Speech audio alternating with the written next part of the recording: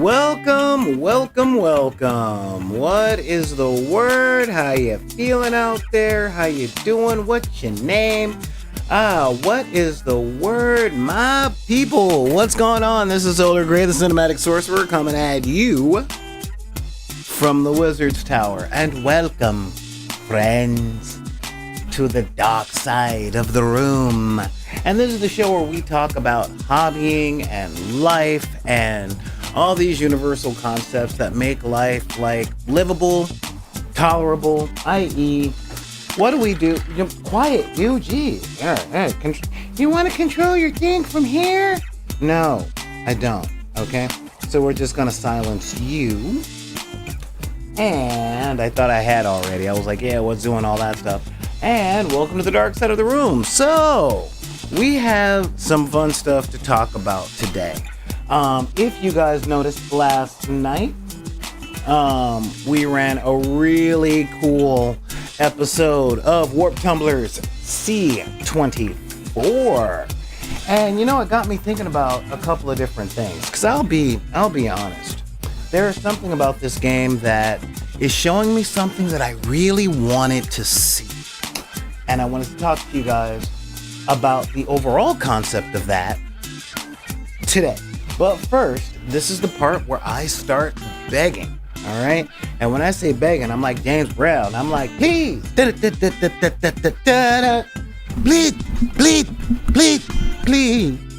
please subscribe to the channel. Please subscribe to the channel. Use Amazon. Please subscribe to the channel. I don't care how you do that whole thing. Just say, hey, what's up? A friend of mine calls it joining the HBO. That's the Help a Brother Out crew. And, I really appreciate that. We live and die by your support. These videos are sponsored by you guys. Honestly, you guys are the ones that pay me so that I don't have to run ads, because I don't want to run ads. I don't want y'all going, that was a pretty cool conversation. Oh, wait, yep. He's talking about how I can increase my urine flow with prostate medication. Fantastic. Yeah, no, I don't want that. Because when you run ads on Twitch and on YouTube, unless you have a sponsorship deal with a company, you have no control over what ads they show. So, that's a really tough thing. So it's like, I don't run commercials because I want to make sure that, like, while we're talking about our gaming experiences or hobby experiences, I don't want them running an ad for a reverse mortgage. You see what I mean? It's just that's not congruent with you guys or me, and I don't trust the algorithm. So that's the whole thing. Nah, man, that's how they get you. That's how they get you. But if you would be so kind as to scroll underneath this, if you see, if you're watching us on Twitch, and hit that donate button, hit that subscribe button, and let me see. I'm double checking to see if I got the Patreon and stuff up. I'm pretty sure I do on the YouTube, because we're dual casting, which, yeah, Twitch is like, if you keep doing that, we ain't gonna pay you. And I'm like, like, you pay me now. So yeah, really subscribe, share the stuff, pass it out, show up, be part of the conversation, because believe it or not, you're probably one of us if you're watching this. If you hate watching this, you're probably one of us and really don't quite get it yet. But there's all of that. If you guys got any questions about all that jazz, well, it's real simple.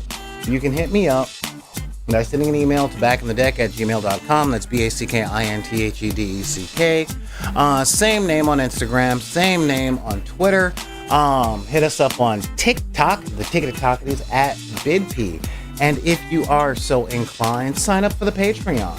All right, we have tiers for every single income level, guys. I mean, we're seriously talking $1, $5, $10, all the way up to $100 a month, okay? Now, I'm gonna be real with y'all. The people who pay $20 a month or more, they help me out with my community outreach stuff and starting gaming clubs in disenfranchised areas all throughout the LGBTQ community, the Black community, the rural communities, I literally set up gaming clubs at trailer parks, at housing projects. I do everything I can at churches, but the tough part is paying for all those materials, okay? Because if you are from anywhere close to where I've lived at some point in your life, it comes down to, well, I don't know, what are you just trying to get money out of me for my kids and stuff like that? And I'm like, no, ma'am, I'm giving this stuff away. That's what it is. Like, the books that are here at this community center, they stay at the community center. Oh yeah, so what? You just leave in that 3D printer?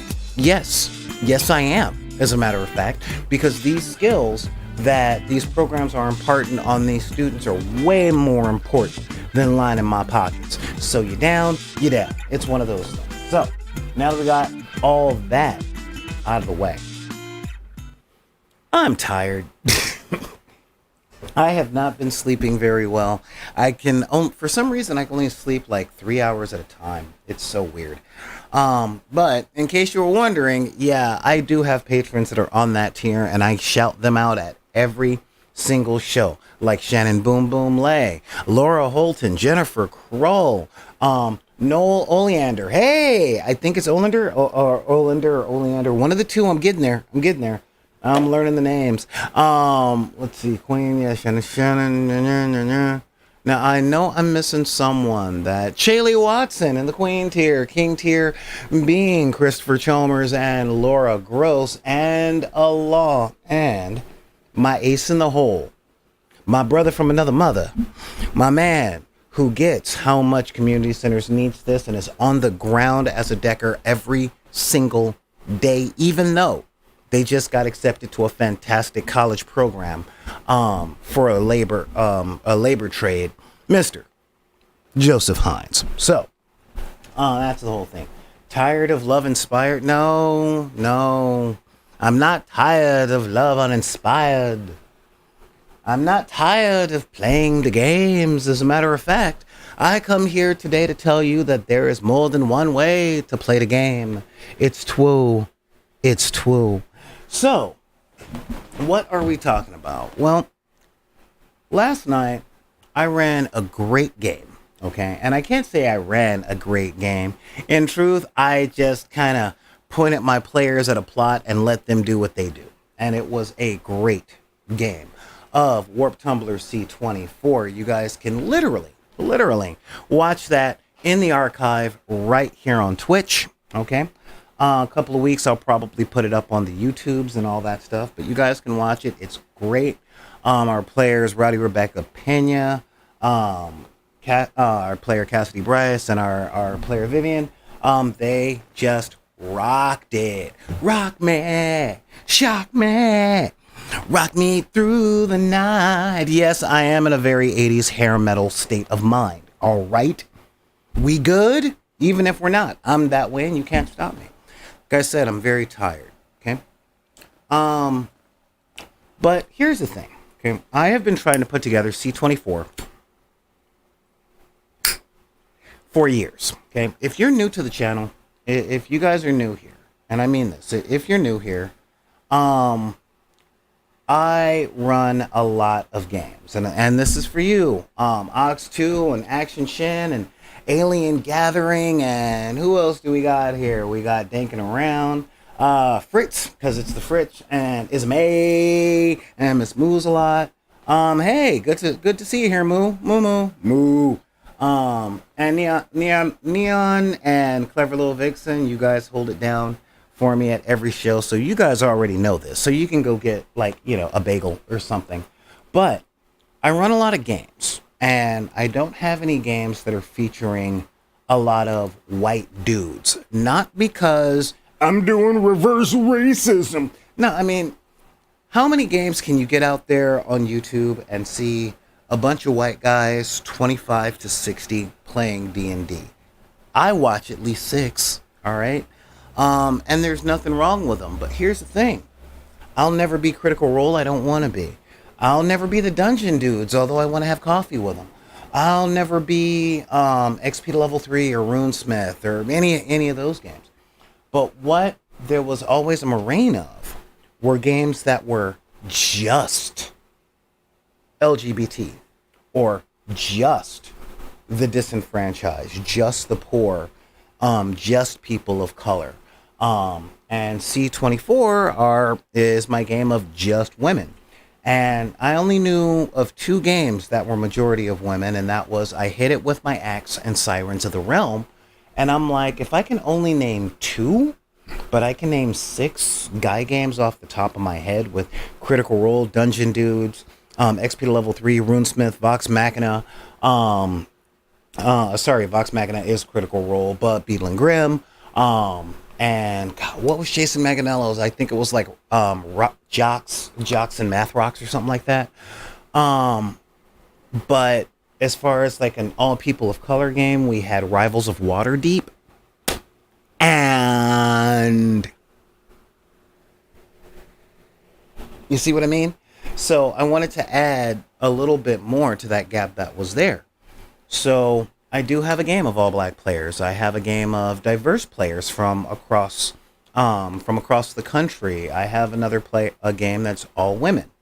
And I wanted to talk about that today because a lot of people would ask me why. Why do I want to run a game of all girls? Is he trying to get no, I'm not. All right. I'm not trying to make myself look all woke and look all cool. I'm not trying to be the most progressive guy you know that says everything in order to look good in front of girls in case he wants to date somebody. I'm not that guy. Okay? However, there are dozens, if not hundreds. Werewolf of the Forsaken Outside. All right. Cool. Yeah. Daryl, send a link. Put a link up in the thing so we can check that out because that is awesome, especially if they're using the old White Wolf system. I'm down. I want to see that jazz. But there are as many perspectives out there for storytelling. We always talk about diversity in voices, right? And a lot of people think, well, I have a gay guy in my story, so they're represented. And it's like, are they? You know, are they? Are we telling the gay guy's story or the Asian guy's story or the black woman's story or the indigenous trans story? Like, do they get to decide the plots and the characters and the story arcs that get followed, or are they just there? You know? So I've been wanting to put together an all-girl game because in all my years of gaming, the very first difference I noticed was the way that women game with each other and the way they game when they are the minority at the table. Okay? And it's interesting being a man that's GMing for a bunch of women because I've been doing this a long time and there's just a little bitty part in my head that's like, I've seen it all. And the fact is that ain't true. I have not seen it all. All right?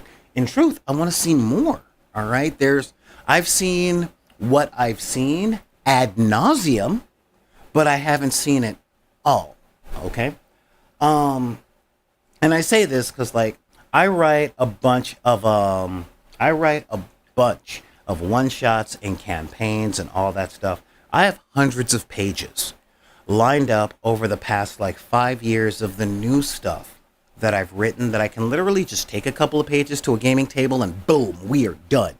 Not to mention the stuff that I buy, like Epic Encounters from Steamforged Games. Oh my God, those are awesome. Like seriously, it's $50, but you get a full module with a map and 20 minis. Come on. But yeah, so I get to I can do a lot. But I run the games from all these different perspectives because in all my experience, I really only know how to write stories for one audience. Like, I don't know how to talk to my people. I don't know how to talk to LGBTQ. I'm trying to learn how to talk to women. I don't know how to talk to trans people. And when I say talk to, I mean write stories that would appeal to or write plot lines as a GM with a semi-prediction of how people from those different walks of life would address the problems. Okay? Now, I have to put this out there. Okay? Most of the time, when you write a one-shot, at least I use a pretty simple formula. All right? someone interesting to talk to, somewhere interesting to go, something interesting to fight, and something beneficial to find with some kind of hook for the next campaign or the next session, okay? Those five factors, are how I put things together. And if you guys were watching last night, or if you guys look on the VOD, every time I throw a combat at this particular campaign, they do everything they can to either diplomatically avoid the fight or to fight to subduing.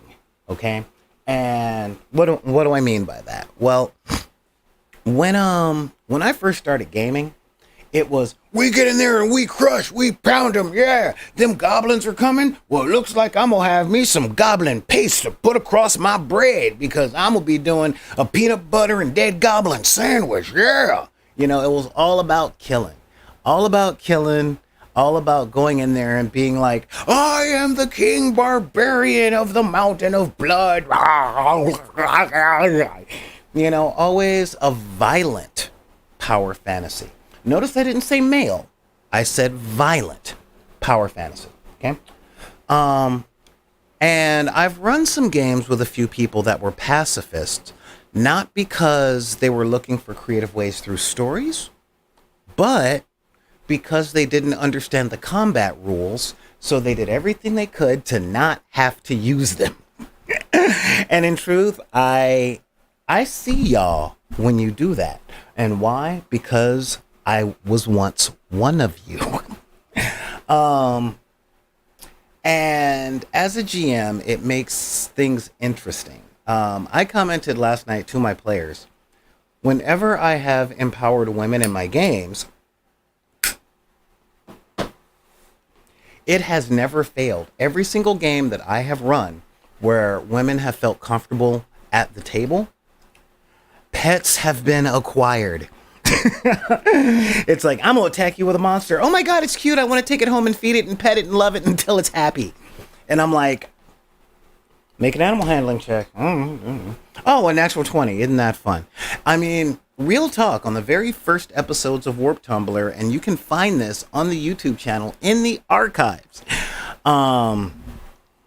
One of the female players decided to take robot dogs as a pet by peeing on them and asserting her own dominance. I'm just like, okay, so yeah, pets are coming. They're going to happen. But it got me thinking that I was very happy with all of the different games that I run. I get all of these different perspectives. It seems to always be a natural 20. Yeah, clever little vixen. Primarily, I know it's, I say it seems to be that because, truth, I see the dice rolls. And you can always see me when I'm looking at the dice roll and I'm like, all right, fine, roll your animal handling skill, make a charisma save and all that stuff. I give them like 5 different things and, they jump through all those hoops. They get a natural 20 on the stuff. And I'm like, of course it happened. Okay, well, you got another mouth to feed. And this is no lie. Like, first Warp Tumblers, it was mechanical dogs. Warp Tumblers Dark Matter, it's cyber spiders. The House of Magic campaign I ran, they actually befriended a mimic. It was a thing. Yeah, Black and White Now in Color, I had someone actually do that. They befriended a mimic, and I'm like, okay, fine. Last night it was a tiger. You know, it's just a thing. And I'm like, this seems to be a through line when I have women in the campaign. That is fascinating. Really fast. Oh, really? All of your characters have just a drop of Elmira. Oh, I want to love him and pet him and squeeze him. And, yeah, that was a 90s kids joke. Let's see. Vampire game, doing so in Memphis. I made most of the leaders black. Good place to make more sense to people. I'm with you on that, Daryl, but I like to avoid a lot of the socially acceptable tropes because I've been at too many tables where if I played a cleric, the people that I was at the table with they didn't take my character seriously until I went evangelical Southern Baptist. Then they're like, oh yeah, you do that good. And I'm like, oh God, I hate you all. Let's see. Played a lot of Bioware games. Tried to be a diplomancer. Because in those games, you get more XP and quests. It's true. It's very true. And I do like the Bioware games because of that. You know. So I wanted to go over with you guys today the title of this episode. There's more than one way to rock. Math rocks. Because a lot of people fall into this habit, especially in this day and age, of wanting silver bullet solutions. Now, you might want to ask, what's a silver bullet solution? It is one magical solution that can be applied to every situation. Okay? The idea that there is only one way to do something. If you're playing D&D, there's only one way to do that, and that's to kill monsters and take their stuff. Or there's only one way to play a White Wolf game, and that's political intrigue and quiet backstabbing. You know, I know a lot of people who have these thoughts. But the fact of the matter is, and I'm speaking in fact, okay, so I can say factually that I personally do not believe that there's only one way to do these things, primarily because so many people do it that mathematically speaking, there's bound to be some sort of variation. There's got to be. It's there, right? You know, I often equate it to going somewhere, all right? I live around the corner from a liquor store. I know, shocking. I live in the ghetto. However, there are many, many ways to get to that liquor store. There is a direct way. There are a couple of direct ways. There are a few indirect ways. Some of the ways require going all the way around the city. Okay? You can do it by foot. You can do it in a car. You can do it by bus. But there's so many ways to get to one place. Some are faster. Some are more efficient. Some are more straight to the point. There's a whole bunch of stuff. But playing games, tabletop minis games, role-playing games, writing narratives, it's not just about the ending. It's the journey to get there. Okay? And I like to remind people, I really do like to remind people, that every piece of entertainment they like is the length that it is for a reason. All right? I listen to a lot of music. Okay, a lot of music. A lot of different genres of music. I love rock. I love old R&B. And when I say old R&B, I'm talking Roberta Flack, Stevie Wonder, Ray Charles, James Jamerson. You know, all them dudes from the 70s that had the real big hair and had all the best drugs. And even when the song is 3 minutes long, there's a reason that the song is 3 minutes long. A movie doesn't start with a long time ago in a galaxy far, far away. Next scene, Luke blows up the Death Star. We're on a journey with these characters, with these civilizations, with these game settings. All right. Now I'll let you guys know, I do read a lot. All right. And when I say I read a lot, I read a lot of popcorn books. Like I love the Dresden Files, and there's 17 books in that series so far. I read the Discworld, and there's 41 novels in that series. Okay, there would have been more had Sir Terry not gotten Alzheimer's and died. But I mean, I read Dune. All right, and I mean like all 9 books of Dune, and they are thick. They are thick. Such thick books. But the reasons that they're thick is because they're world building. You're getting to know characters. You're getting to know politics and trades. There's a whole journey, okay, an entire journey before God Emperor cuts off interstellar travel and faster than light travel. You see what or faster than light travel. You see what I mean on that? Hang on. So the best part is, the more aspects there are of a story, ways to do games, the richer the experience can be, and the different perspectives can be examined. Okay. Daryl on YouTube brought up Bioware Games. That is one of the places that I have seen the point that I'm making come out in the most easy to watch but clearest way. All right. I don't care if you're talking Knights of the Old Republic or Fallout. Okay. I don't care what games you're talking about. If there's a dialogue tree, there are many aspects to playing that game. Okay. You could play the entire game as a good guy, but then you can go through all those same story arcs as the bad guy, or you could go through all those story arcs as the neutral guy. You can play Fallout New Vegas with 5 different factions, and of each of those factions, you can be a nice person or a terrible person. Hell, you can even go through it as a pacifist, trying not to kill anyone. It is glorious. And playing tabletop role-playing games, okay? Playing tabletop role-playing games, it's not just as nuanced, it's even more so. But one of the things that I want to put out there is a question of what kind of game are you playing / running? What kind of players do you have at your table? And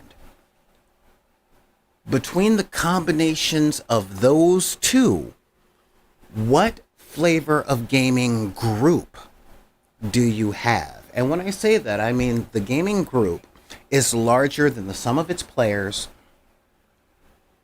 plus the GM or GMs plus the gaming system that's being put out there.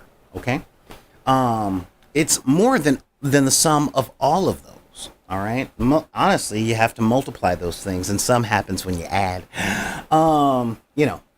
Little bit of math icking.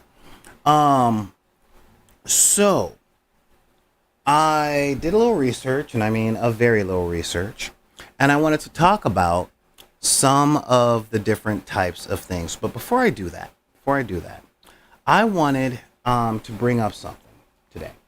As you guys know, here at Back in the Deck, we partner up with quite a few different podcasters and stores and stuff like that, because that's literally the way that we do stuff. That's literally the way that we do things. This is how the future is built, okay? I learned this in entertainment, all right? If you're wondering why all the creators seem to know each other, it's because they were all nobodies together, and then they tended to get work at the same time. This is why Seth Rogen and Judd Apatow and Paul Rudd and Mike Judge, this is why they all know each other. This is why back in my day, you had Danny Elfman, Tim Burton, Paul Rubens, and Johnny Depp always going out for coffee because they went to school together. Okay, they were all buds.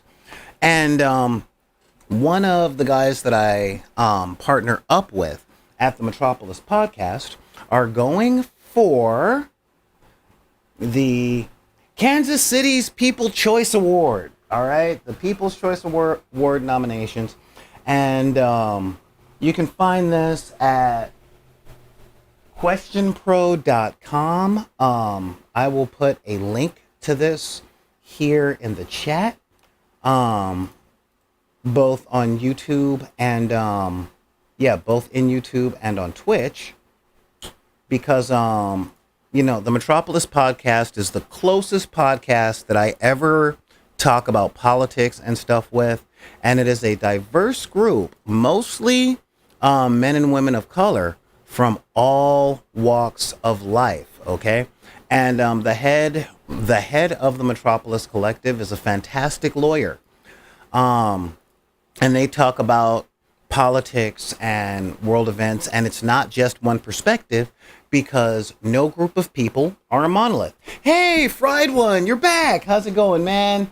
Oh, we're talking about a lot of things. So, Guten Tag, I've missed you, man. I've seriously missed you. I'm like, I wonder where my international people have been. But you know what? I know you're like 7 hours ahead of us, or sorry, like 8 hours ahead of us right now. It's like 11:30 your time, right?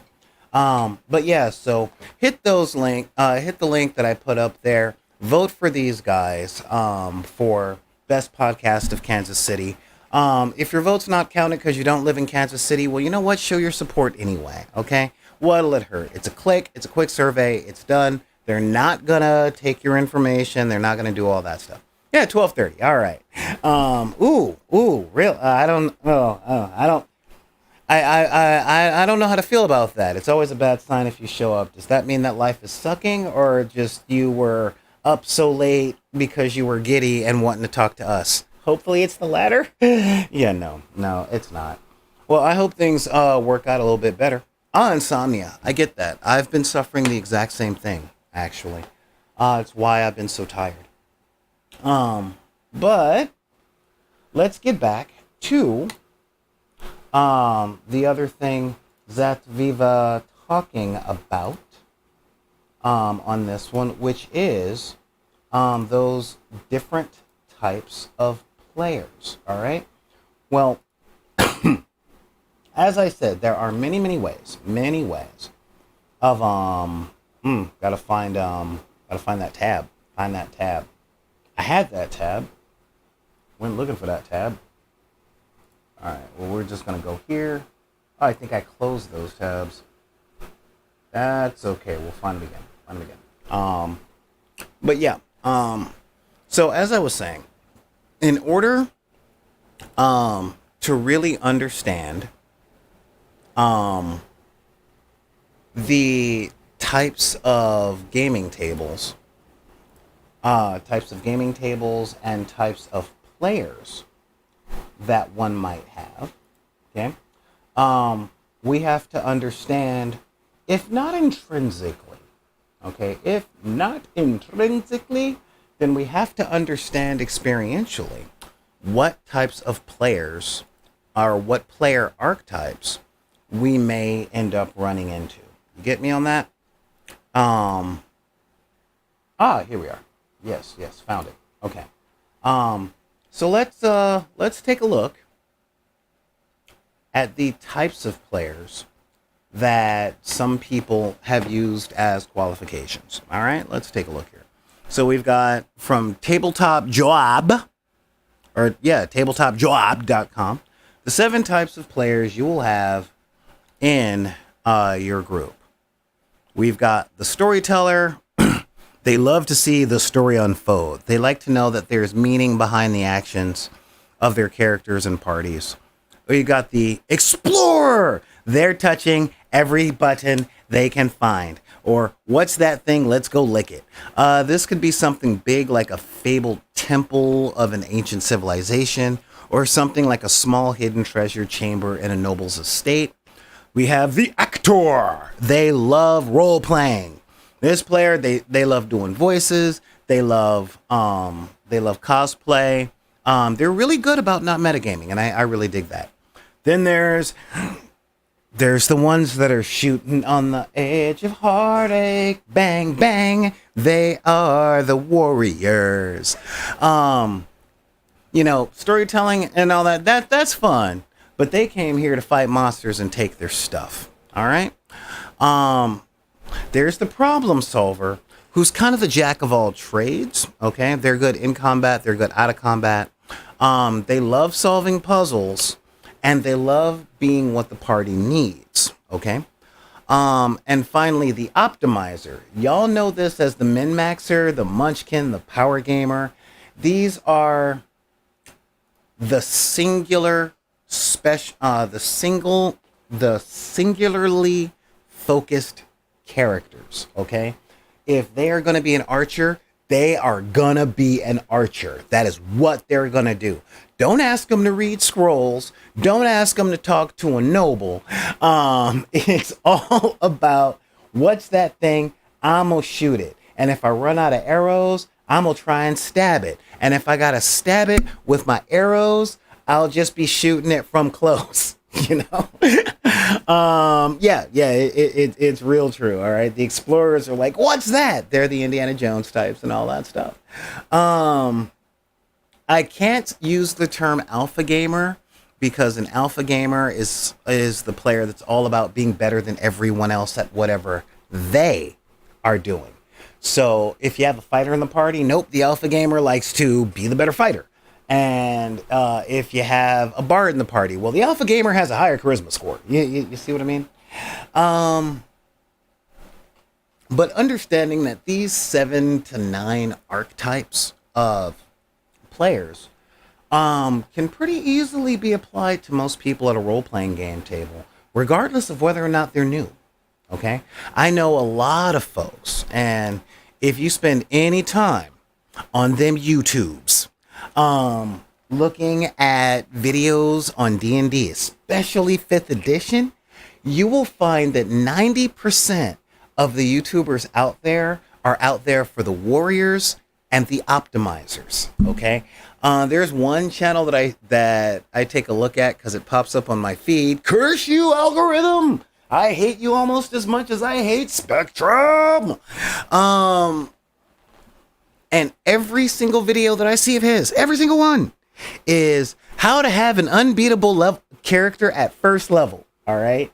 And I watched some of his videos and I'm like, wow, a level 1 character with a 25 strength, a 25 strength rating, a constitution bonus of +4, and the giant rating. Jeez, okay. And he'll show you how to do that at level 1 and it'll be perfectly legal and all that stuff. And I'm like, okay. A lot of these people I look at as game breakers. All right. Again, primarily because they're all about that efficiency. They're all about what I like to call competence porn. And yes, I am saying competence pornography because they want their characters to be the very best. They don't want to make any mistakes. They're not going to leave room for any mistakes. And there's a lot of that. Now, the truth. Exactly, Fried One. I have missed you. Yeah, let's speed run our TTRPG, right? Or let's do a speed run through our tabletop role playing game. Yeah. I used to think that your gaming time had a bearing on whether or not you're this type of player. Okay, because Grocknards, old hats. They're all about that realism. They're gritty. They're warriors. When we go into a dungeon, we got to count up our torches because we know exactly how long they take. And I've been underground in a mine. And when you're underground in a mine, I don't care if you're there playing pretend. It's going to be dark. It's going to be claustrophobic. And in truth, I'm not really bugged by any of these players, to tell the truth. I love them all. I really do.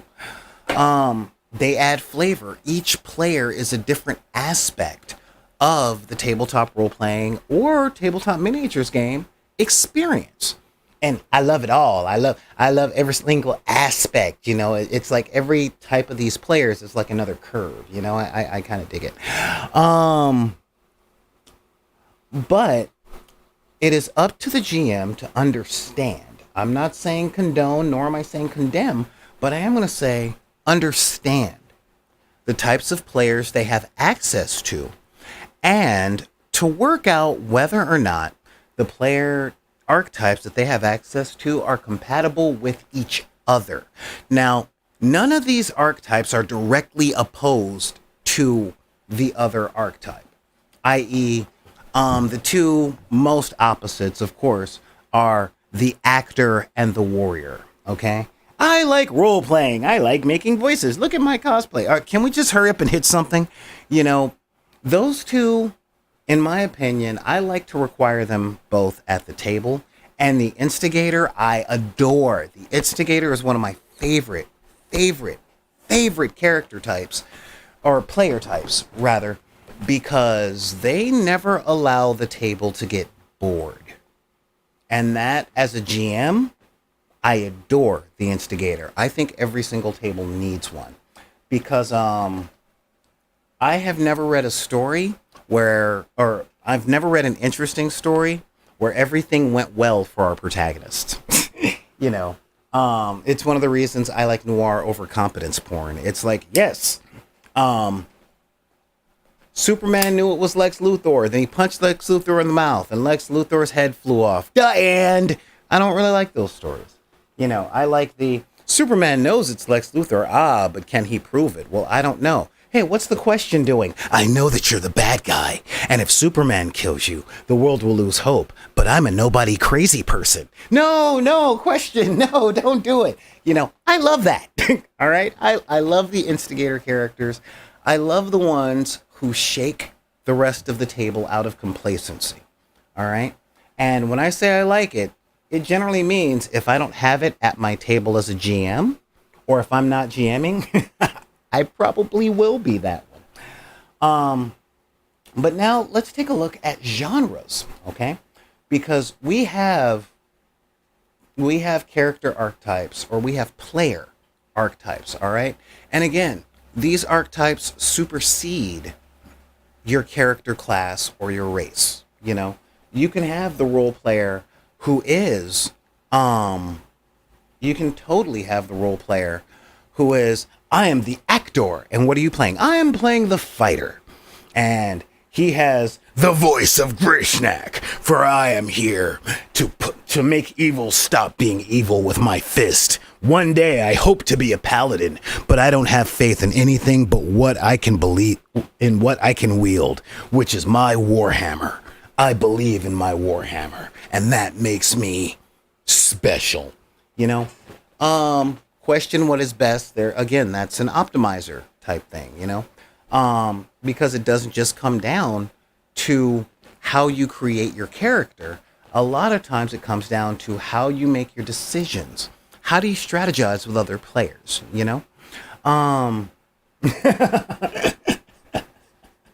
Well, I'm happy that you do, Fried One. Thank you very much. For my warhammer is solid. I can see steel. I can hold steel. I believe in the steel of my warhammer. But let's take a look at genres, okay? A lot of the times I see this as a GM. I see this in a lot of conversations. And it's interesting because this is a bigger, expansive thing, and I'll probably go over it a lot tomorrow, all right?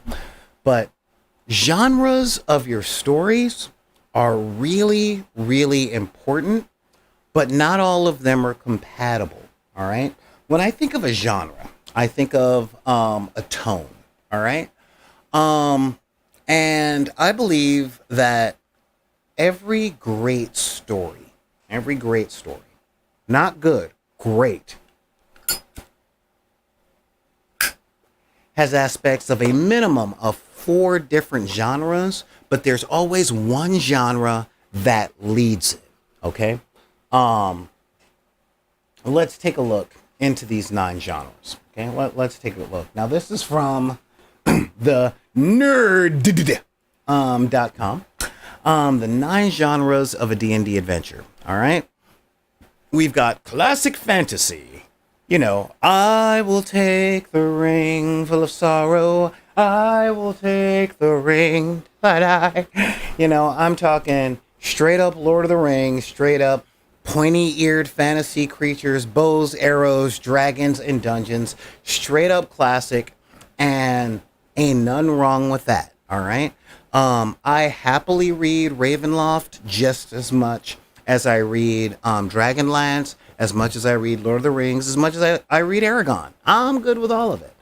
I get a little burned out as a man of color in the United States because there's still so much pushback on people with my skin color being in these fantasy settings. All right. Then there's honestly my least favorite genre right now, which is apocalypse. And I don't mean apocalypse from the X-Men, but no, that's that. For those of you guys asking what song I was singing, that was The Lord of the Rings from Blind Guardian, which is a Scandinavian metal band that sings about Lord of the Rings. My favorite song from them is actually called Sadly Sings Destiny, but Lord of the Rings is pretty awesome. But yeah, I'm not a big fan of the apocalypse setting, but a lot of people are. This is the world crumbled. The good guys lost. Now we're living in what's left. You get, yes, Neon Arlecchino, absolutely. This is where you get Apocalypse from DC. All right, because who is in charge of DC's Apocalypse? Come on, y'all know the line. Y'all know the line. Say the line. Type the line. Come on. Like, who's driving? Who told me to say this? Who told me? Who was the one in charge of me saying lines about them? Come on. Oh God, really, Neon? All right, you're killing me, man. The line is Dark Side is, okay? Dark Side is. Yes, Dark Side's Apocalypse. Now, I am not a big fan of the apocalypse genre, primarily because I know too many people who grew up middle class not having to want for anything, like they always knew where their next meal was coming from, wanting to play in a post-apocalyptic world, um, wanting to live in a post-apocalyptic world where they have to run from gangs, fight for resources, and they might get knifed for their shoes. And I'm like, well, in truth, I hope you find your game. I just don't want to roleplay my childhood. Okay, that's just not really a thing. But apocalypse campaigns are really there. They can be really good. Then there's comedy. You know, one of my favorite writers said, when you find out that the apocalypse is happening in the boardroom, it's a drama. When you find out that the apocalypse is happening in the bathroom, it's a comedy. Okay. Where were you when the rockets fell? I was actually on the toilet. And it's actually funny. Like, I think about movies like 28 Days Later or shows like Walking Dead. And yeah, it's always a guy that comes out of a coma. I want to know about the guy. I want to know about the guy that was on the toilet when the 2,4,5 monocycline got released. And a comedy game is very hard to run, but it is possible. And then comes that one, horror. And horror games are a special animal. Okay, they're very special animals when it comes to genres. Because as I said, great stories have aspects of at least 4 different kinds, all right? I don't mind the post-apocalyptic setting as long as we're doing something else there. Like a post-apocalyptic comedy, I love. One of my favorite ones was actually Ben Stiller's very first movie. And it was actually called Hell Cop. It wasn't post-apocalyptic, it was Afterlife. But Gilbert Gottfried played Hitler. I mean, come on. Mel Brooks said the way to take away power from evil people in history is to make them look stupid. And to have Adolf Hitler walking around like this, I don't know. Considering, that was actually kind of cool. I'm a big fan. Yeah, I think that's really, really funny. All we need to do is rip off Dune or Lord of the Rings for easy comedy templates. In truth, sometimes, if you guys were watching last night, you guys might notice that a lot of the things that I do in games, especially for a little bit of bathos, okay, just a little bit of comedy, is I'll take stuff. Oh, thank you, Fried One, thank you. I'll take your guys' comments and I'll turn them into an NPC.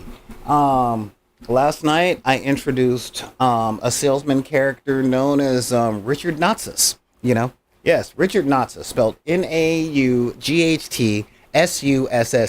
Okay, and he's totally not sus. He's just a salesman. But his name has a T, and that it's a capital N, no E that rhymes with T, and that stands for trouble. That's right. And his sister Vera Lee. And I mean, it's there.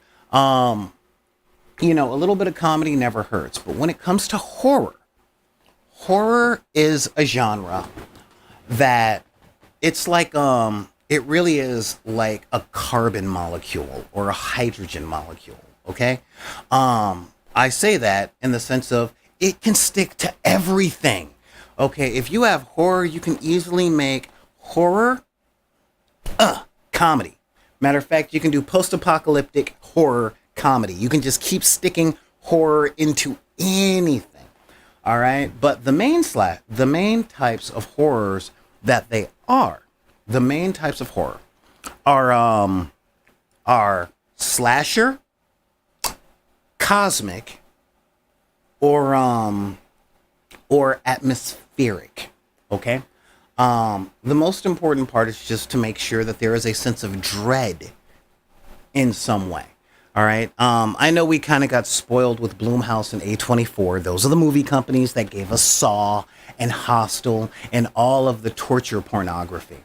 But I'm talking things like early Carpenter with The Thing and Prince of Darkness, and H.P. Lovecraft with his cosmic horror, and Edgar Allan Poe with his macabre, oppressive feeling of something's just not right, you know, and that element that can be injected into any other genre. Okay, if you guys are like me, you really like crime dramas, all right? And if you are, oh god, yeah, Kojima. Let's just say if I see a me-shaped hole in a great big rock, I stay out of it. I know that's Junji Ito, but yeah, I know it's a thing. You know, but yeah, if I see a hole in a mountain that's kind of like me, you know, I love, I would say Asian, but specifically South Korean and Japanese horror. I love the oppressive atmosphere of that kind of thing. I also love slasher films, but you add too much comedy into a slasher film, you get Nightmare on Elm Street, every single one after part 3.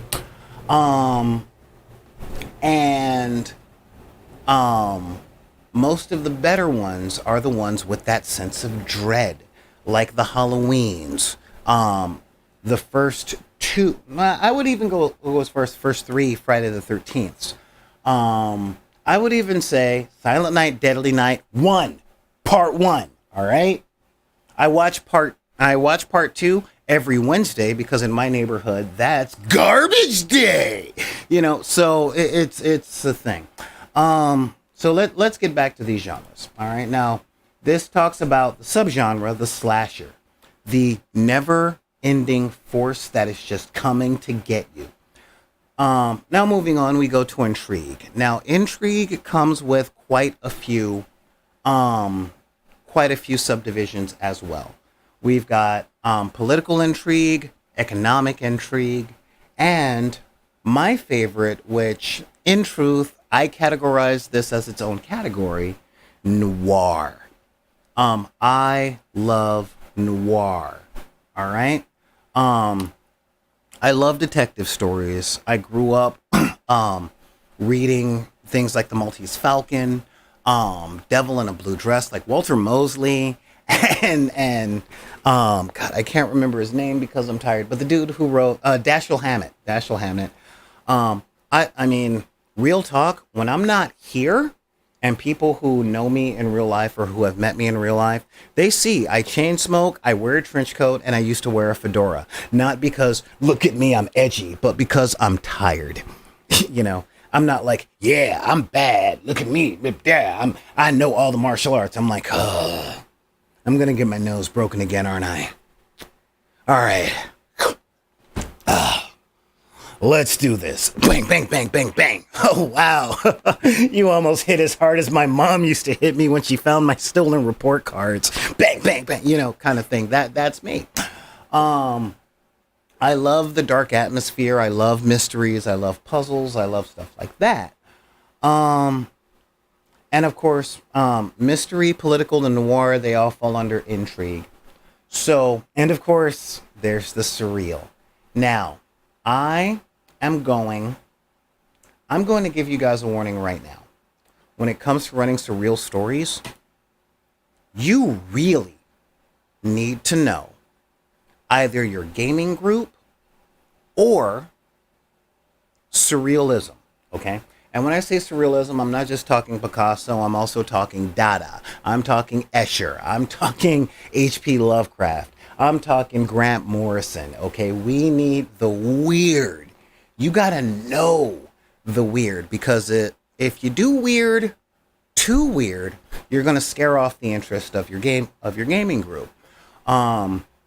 Because, like, let's say you have the actor. You have the actor that's like, yes, I shall be here, for I am a ranger, and I will find the proper plant. And then you hit them with, well, you reach out to a plant that's wait, give me a nature check. Yes, you don't recognize that berry. Oh, well, I take a closer look. Well, you take a closer look at the berry, and the berry kind of looks like a boysenberry or a raspberry, except as you look closer, each one of the individual berries are eyes, and they're all different colors, and they're all looking in different directions. Make a willpower save. Oh, you failed your willpower save. Well, for some reason, this thing isn't weirding you out. However, the leaves have just turned purple, and all of your friends look like an 80s VHS special effect that when you talk to them, their entire body looks like it's being flushed down a toilet. What do you do? And you get players going, can we watch a YouTube video? I mean, seriously, those types of things get really weird. Not everybody is ready for Why Did the Chicken Cross the Road? I don't know why. Swordfish trombones. Right? Am I right? And now I'm going to turn into an egg. I mean, it's a thing. A lot of people don't do that. People who GM Surreal Adventures are really into or are really high. I do not condone that type of thing for my viewers under the age of 25, okay? That is not what Back in the Deck is about. With that being said, being sleep deprived is just as altering. So yeah, it's a thing. Wow, you guys on YouTube are like, yeah, now, you guys are apocalypse setting. Yeah, Shin Megami Tensei is not bad. And yeah, the Saw did lose its way after part 4. I would say Saw lost its way after part 2. Let's see. Okay, real talk, 2 points to Clever Little Vixen. It's turning black. I like it, but I don't know what it means.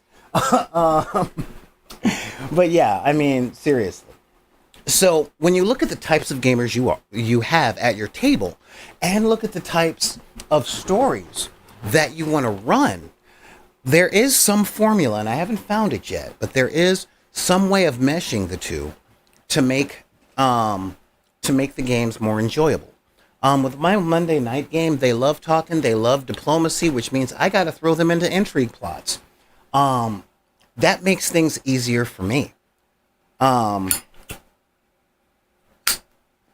was a great moment last night where they had a random encounter with a tiger, and I'm like, "Arr, tiger's gonna get you, arr," and they're like, "Kitty," and I'm like, "Oh God, okay, yeah, it happens.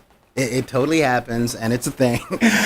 Yeah, seriously, part 3. Okay, part 1 was amazing. Part 2 was what I expected, and then came part 3. I'm done. I might watch the one with Chris Rock, but I don't know. I think if I watch it, I'm going to get slapped in the face, and then my outfit's going to turn black. I might like it, but I won't know what it means. Anyway, but yeah, so understanding the way that your players have fun. What kind of players are there? And how do they interact in a way that you've observed gives most fun to the table as a whole? Okay? I know some people that are just like, hey, I'm a barbarian. I know a sleep spell. Really? Yeah. So what's your instrument? My axe. I hit him really hard with the blunt side. And then I sing a song. Go to sleep. Go to sleep. La. And I'm like, you know what? Okay, cool. You're a barbarian. You got it. All right. That's it. I will tell a story that makes you go to bed. Once upon a time. I know people who will continue to talk and charm in the middle of a fight. All right? I mean, they come straight from the Spider-Man School of Combat, where it's almost like, yes, the Bardic Knock spell. It's literally almost like they have an amulet of continuous vicious mockery and they just won't shut up, much like Spider-Man.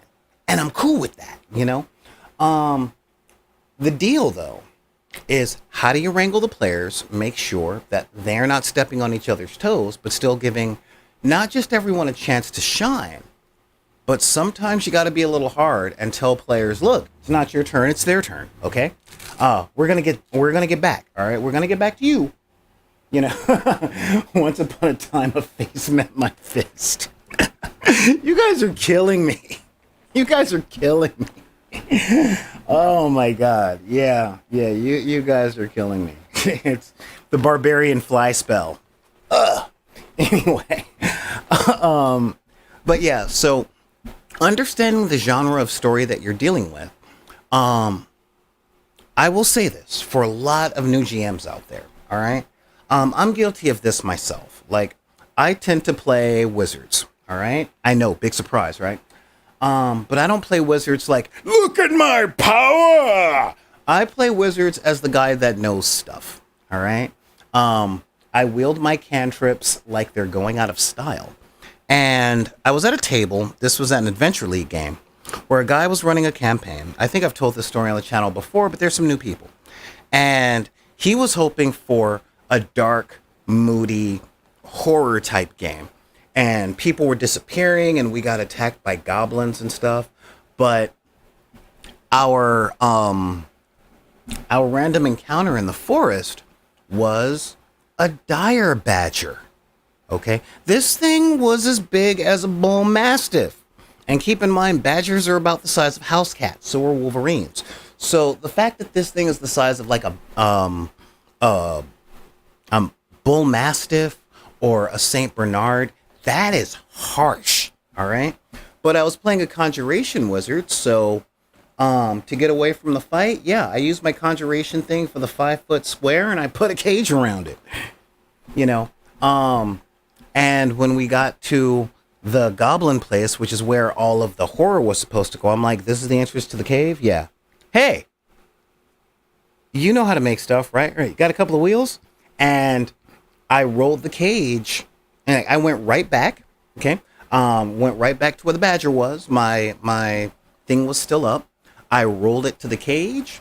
I pushed the cage down the entrance to the tunnel with all the goblins, and I uninvoked the cage.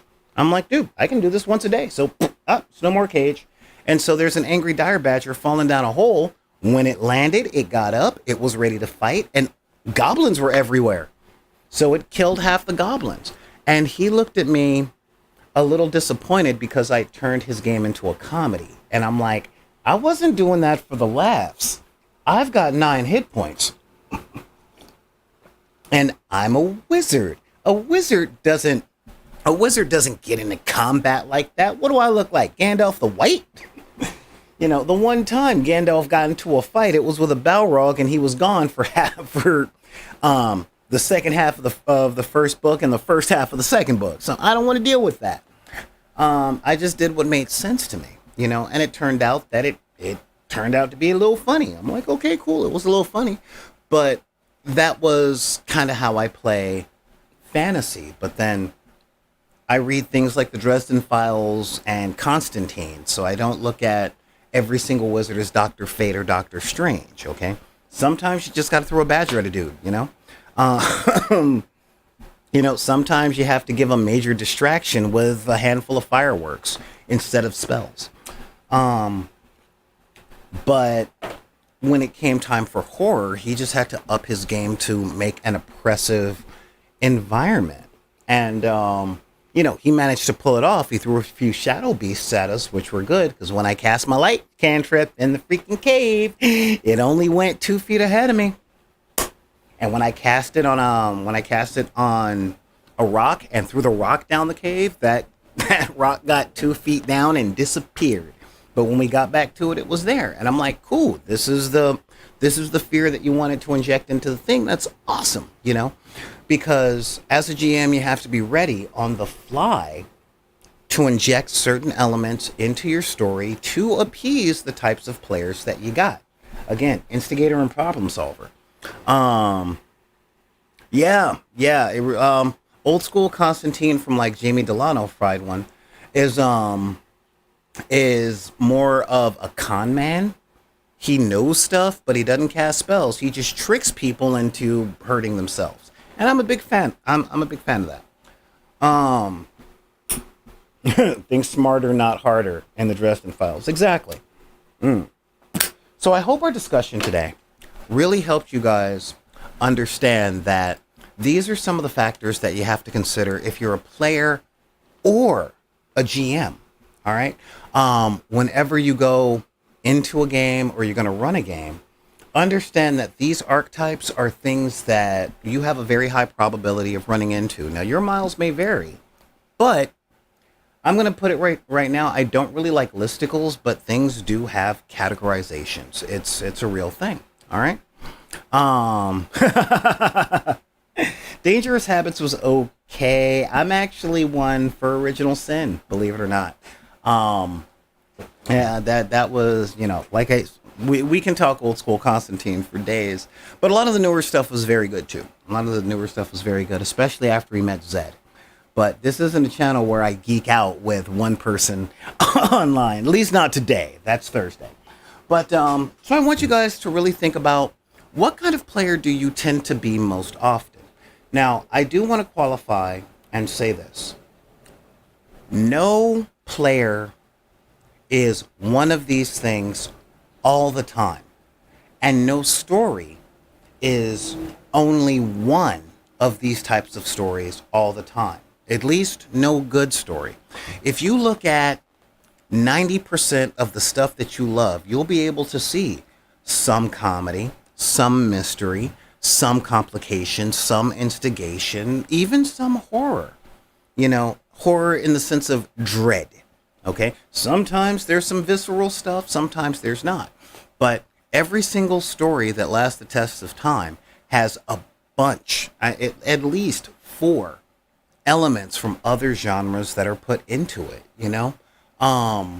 Even Casablanca had a couple of horror elements. Not ones that we would recognize as horror, but when you put yourself into the perspective of the main characters, that tension, dude,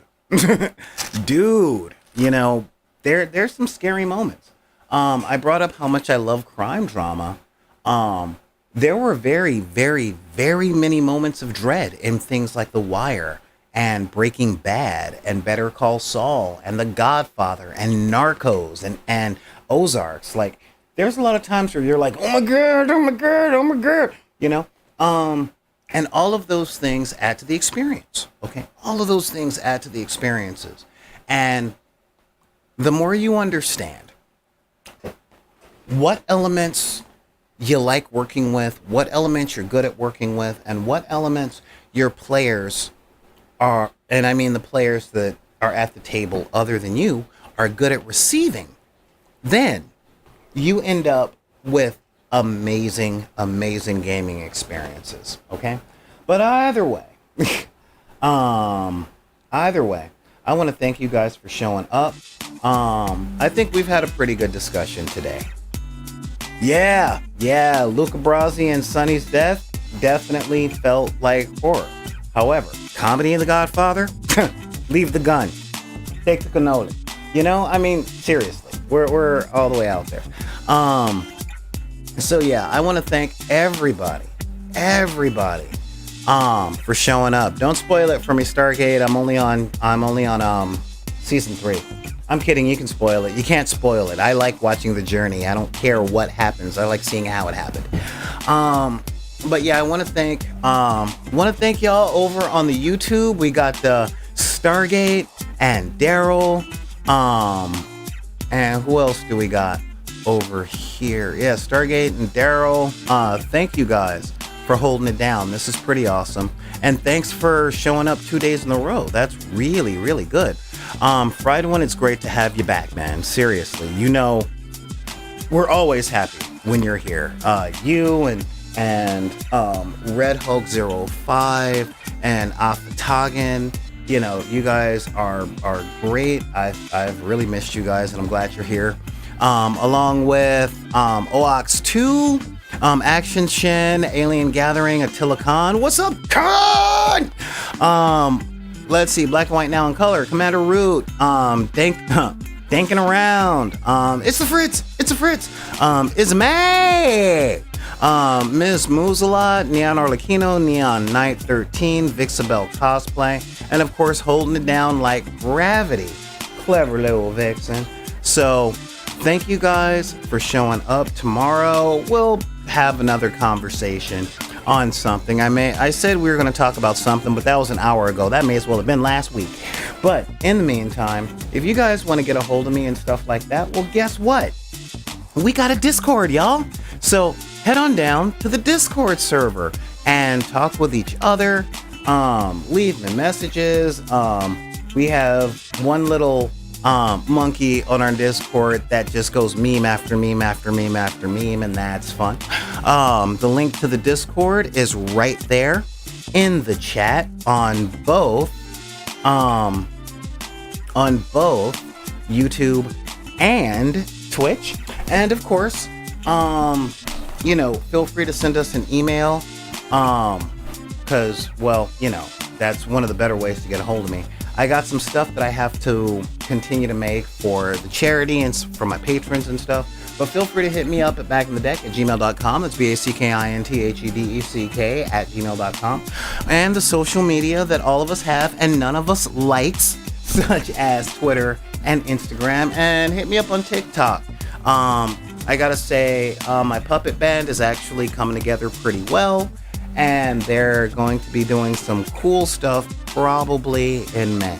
But in the meantime, if anybody tells you that you can't like what you like because of the circumstances of your birth, be it race, religion, creed, gender identity, sexual orientation, disability, neurodivergency, or your budget, because there is no such thing as a housing project that is more than 2 miles away from a trailer park. If you know, you know.